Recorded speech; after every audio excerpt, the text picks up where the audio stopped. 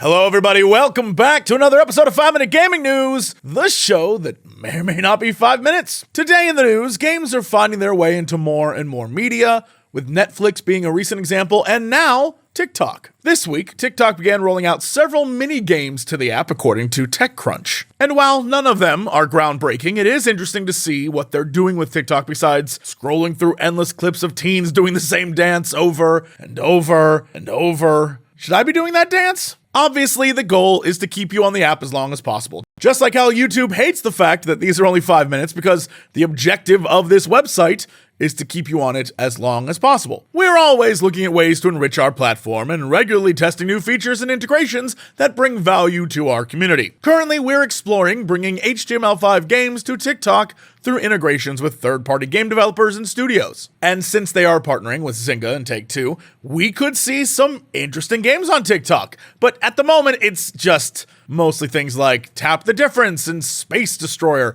which are less games and more like tests to see if they could get something to work. And I know there are going to be some people who are like, oh, those aren't even real games, kids these days, playing on their TikToks, they don't even know what video games are. Look, I hear you, but they're just testing a thing. This isn't really anything major yet. One day it could be, and that could be super interesting for games, I don't know, like a certain Monster Prom and Monster Prom 2 and Monster Road Trip coming soon. All I'm saying is, when is Netflix going to call me? When is TikTok going to have the Boston balls to make the phone call? Let's make it happen.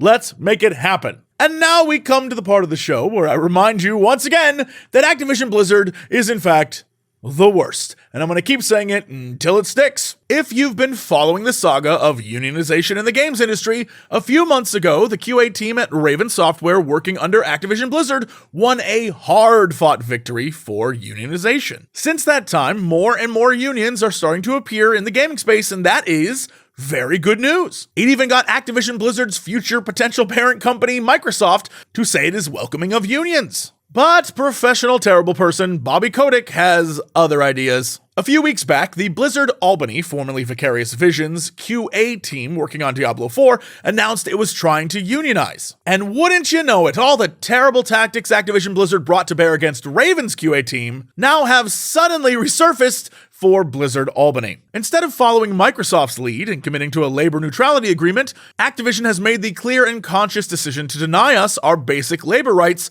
while once again spending hundreds of thousands of dollars on a union-busting firm. The group says Activision Blizzard is re-enlisting the help of Reed Smith, an organization that offers union avoidance services in a futile effort to delay recognition, according to Kotaku. It appears their plan is once again to push for a studio-wide vote. The idea being that the QA team is most assuredly going to vote yes, right?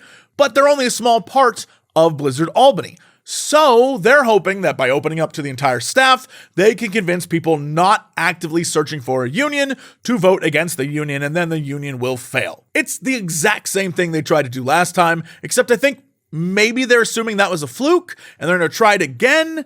Maybe this is just to string it along, right? This is going to take months.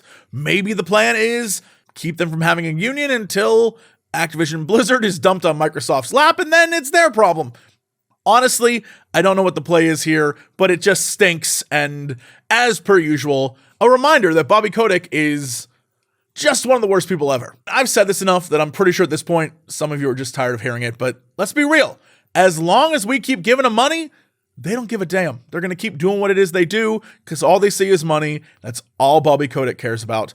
And unless they take a hit, which, spoiler, they are not, I don't see anything really changing.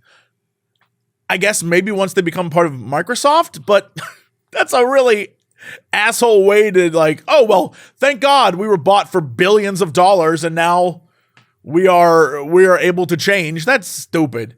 So yeah, it sucks. But you know what doesn't suck? Oh boy, there it is. YouTube.com/CoxClips, where you can see all the VODs and all the shorts and all the different things that I do besides this kind of show and some of the other long form things I do here. So go check it out. I'd love if you would subscribe. Anyway, that's it. See you all tomorrow for another episode of 5 Minute Gaming News.